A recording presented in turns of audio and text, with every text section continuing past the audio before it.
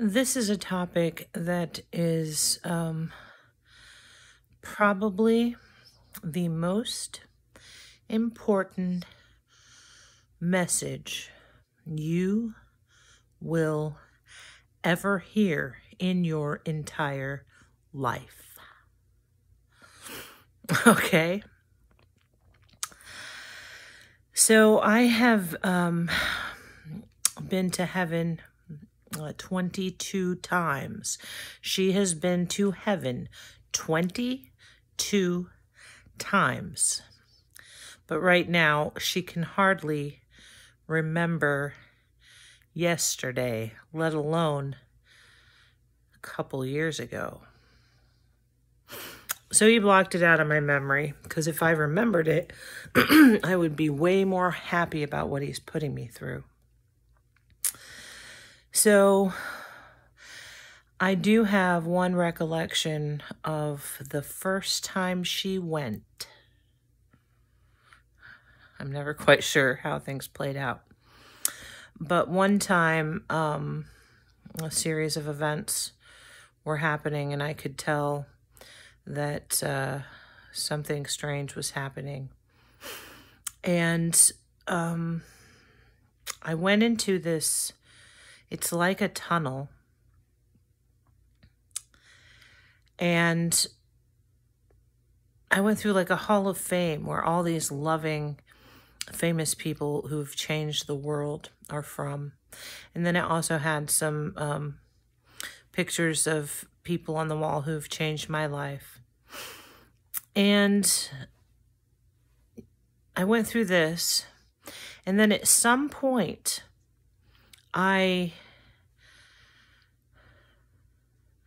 just started weeping, and I thought of my son, and I thought of my students, and all I could see was that I could have done so much more.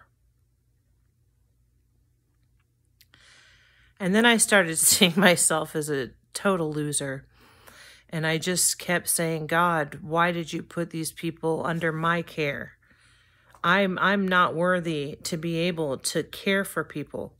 Not like this. Not what she experienced was coming to the gates of heaven. And when you get there, you will weep. Just a minute, baby. Just a minute. And I did. I just started weeping. Just weeping that I had let all these precious children of God down. Stop, baby. Come on. Relax. And,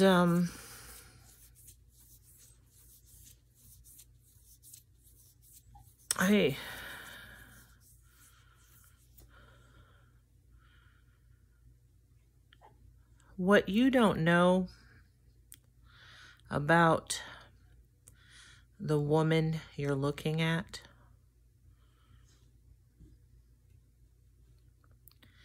is that she has spent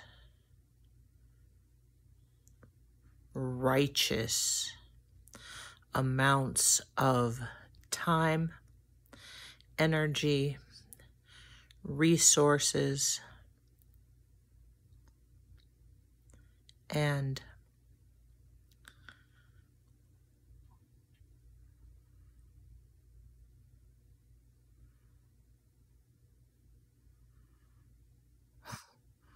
I don't know what he's doing.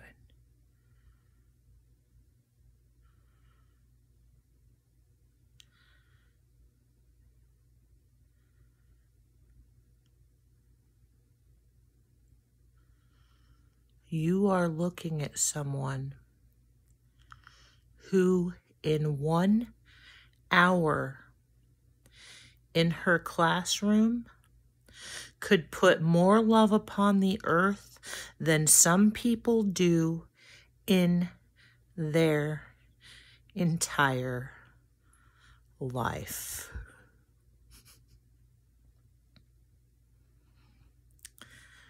She's laughing because she wants to clarify that surely, I mean, a room full of kids for 1 hour. So she was, you know, going from kid to kid.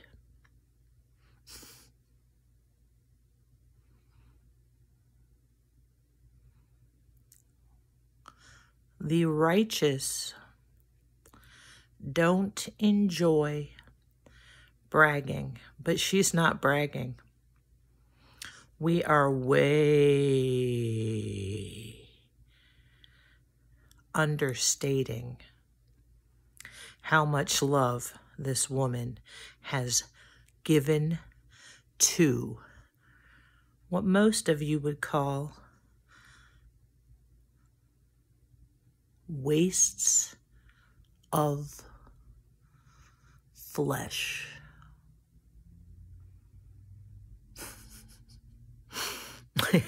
He sent me a lot of kids that were in really bad places.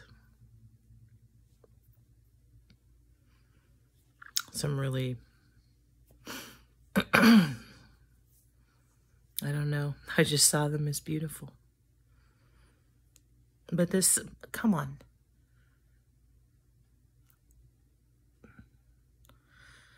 Can you see how uncomfortable she's getting? And just now she had the thought, how sick would a person have to be to spend a year in bed making faces and being tortured? How ill would a person have to be to make that up?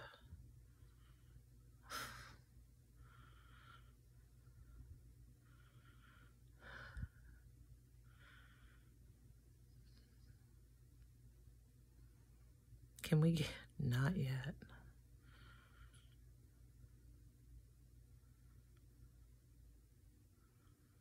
When she wept at the gates of heaven before I let her in the first time, it hurt so bad.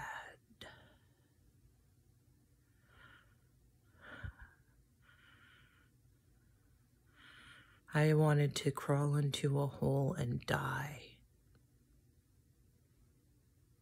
I wanted to literally crawl into, I could not get away from feeling so bad because I had not done enough. And mind you, she has done.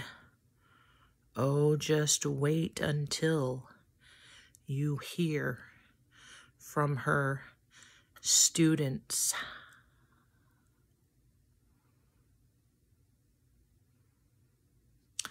You will see the fruits the Bible talked about when ascertaining if a prophet is legitimate or false. You will see. In the meantime, you're just going to have to trust me, because that'd be pretty arrogant to make a video about how awesome you are while saying you're talking to God. Okay, so my hair looks cute.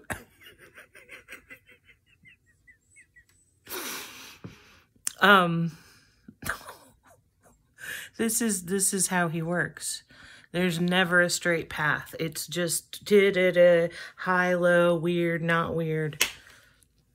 Anyway, this is the most important message, because when I was at the pearly gates, I only saw the people I know and love.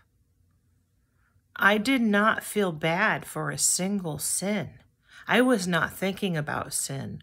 All I could see around me was the fact that I could have loved the people around me more. And I was horrified and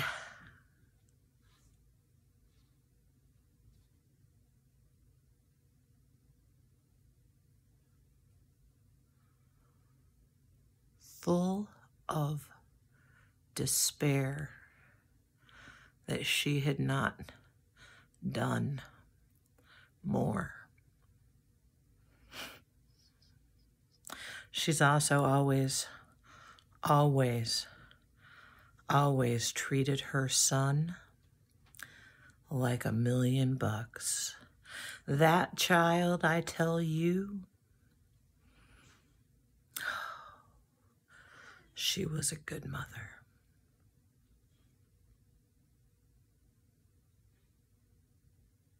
Anyways, saying that I felt as bad as I did when I got there. And honestly, this is me speaking. Like, I've tried really hard in my life to just make sure I, don't hurt anybody. And something inside me just is drawn to loving people. But I felt so bad. And when the Bible says we have to answer for every word we've ever said, well, it's literally true.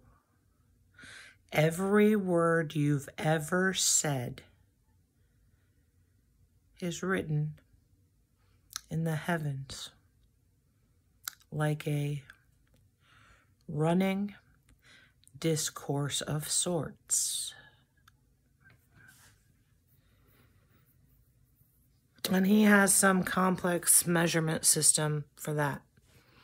But this getting to the pearly gates, it's not a punishment. You're not being punished for not loving your family. And he's serious about family, guys. Now, if you have someone wicked in your family, something like that, there are exceptions to this rule. But as a general rule,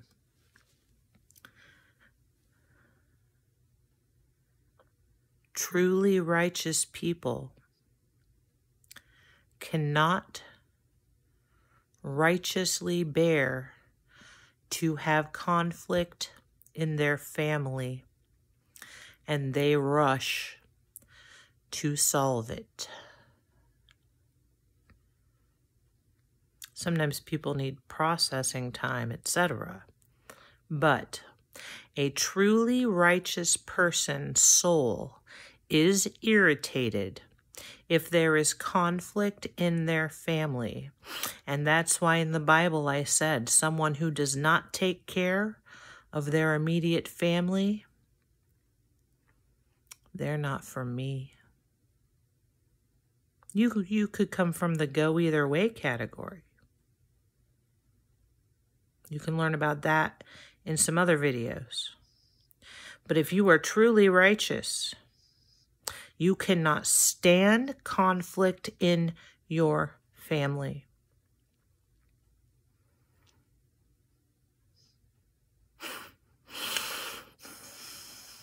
It's the go either ways that I'm concerned about. Because when you get to these gates, your regret is going to knock the remaining air out of you.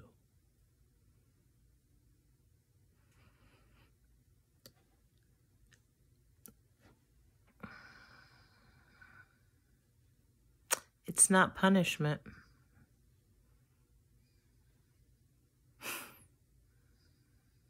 It's truth.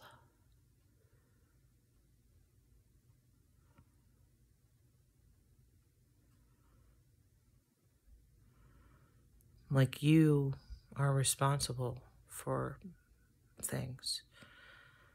There's some big way. It's truth. When you get to the pearly gates, you see the truth. And that is that your life is nothing. It was all for that moment you're standing at the gates. All of it.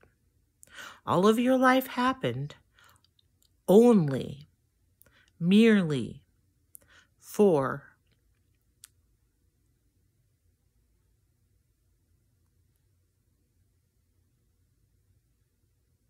this one singular moment where you answer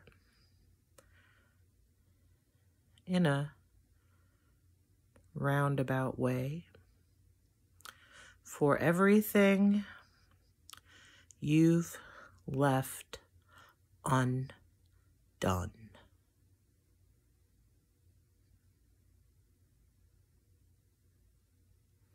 So when you get to the pearly gates, you answer for everything you've left undone. And I found it really, really, really almost unbearable. I was so ashamed.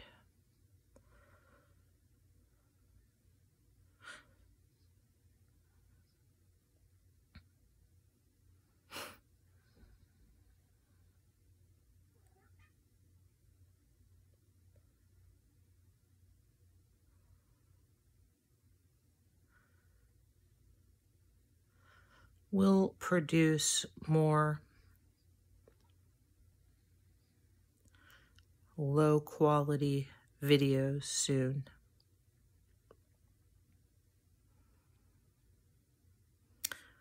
To help you figure out how to do what you're going to wish you had done if you don't. But for right now, be more righteously aware of the impact you have on others. Because the thing is,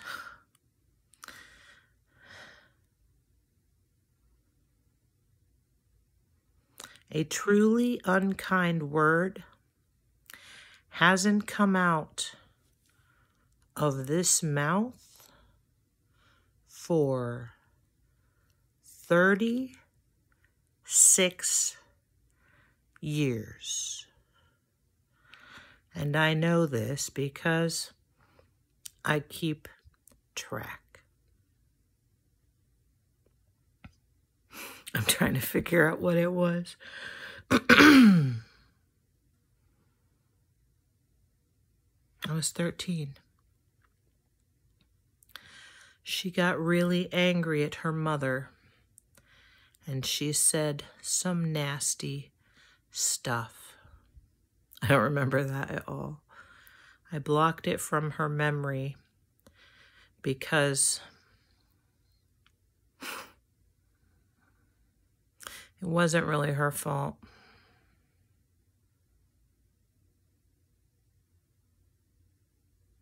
I'm going to rescind what I just said because that one was not her fault. I needed her mother to hear something.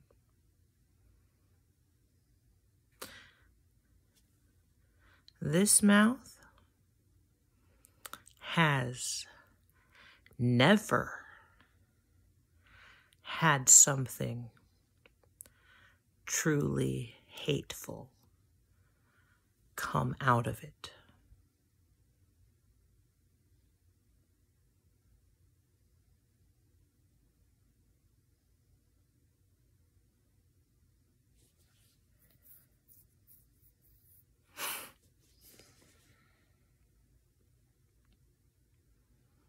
Start taking an inventory of how you might want to go about doing the undone.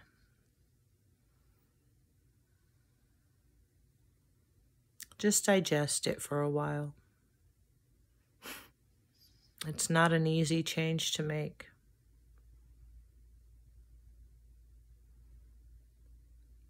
But if you really make amends, if you really turn things around, something pretty impressive happens when you get to the gates. You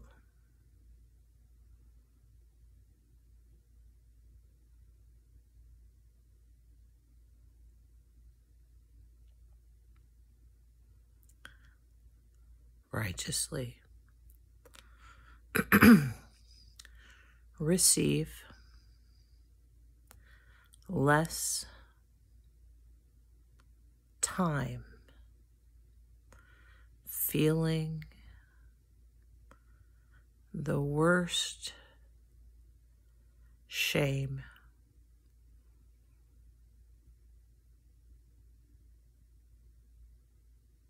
well, depends who you are. She felt shame.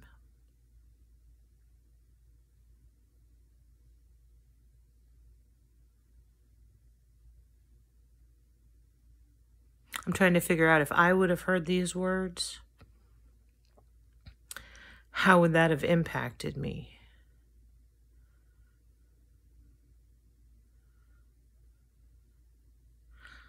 I think the only thing I felt guilty about was that I'm kind of an introvert, and so I didn't do a lot of after-school activities, although I was always available to text night or day.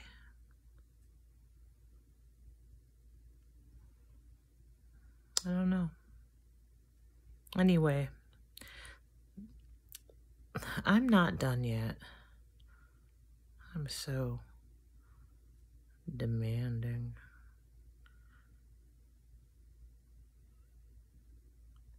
Anyway, back to what we were talking about. It's so easy for my brilliant mind to get caught up in minutia. I love that word. Minutia. The tiny things.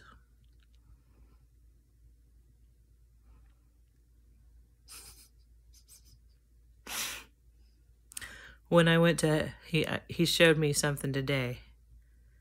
When I went to heaven, I learned that, see, God is the Word. And I don't know what it requires for someone to be able to understand this. But without words, no thoughts can happen. So close your mind down and don't necessarily try to meditate, but try to think of how you could possibly think about something without using words. You can get some images, but you can't piece anything together. So when I went to heaven once, I had this image that I was the words coming out of someone's mouth. And each word was so important. And then I realized that by human beings being able to use words, we kind of become one. I am the Word, and you choose what comes out of your mouth.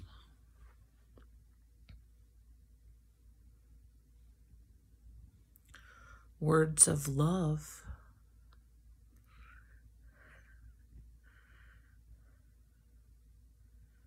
They soothe everything around them.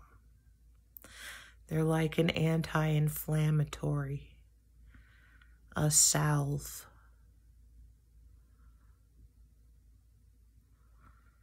A sprinkler on a hot summer day.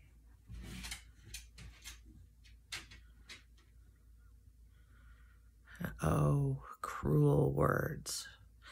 If you could see what cruel words do in the heavens. Oh.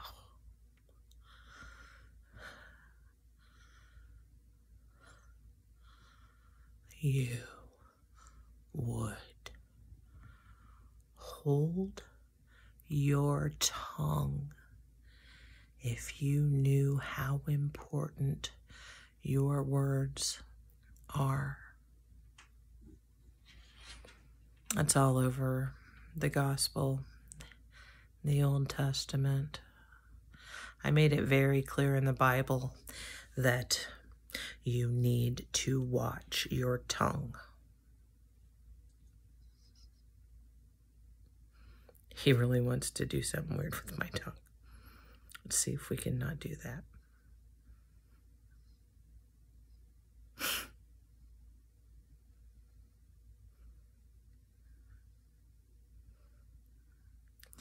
But, you know, like the other thing I said, if you make amends, oh boy, is it easier when you get home. But if you don't get it in, if you die too soon, you're just going to have to face me like you are. I'm not looking forward to that day.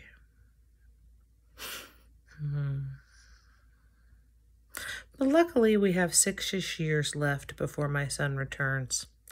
I think we can make some progress so that most of you can't wait to get home and enter the gates of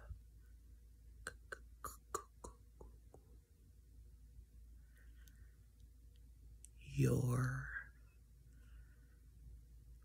righteous heaven. Amen.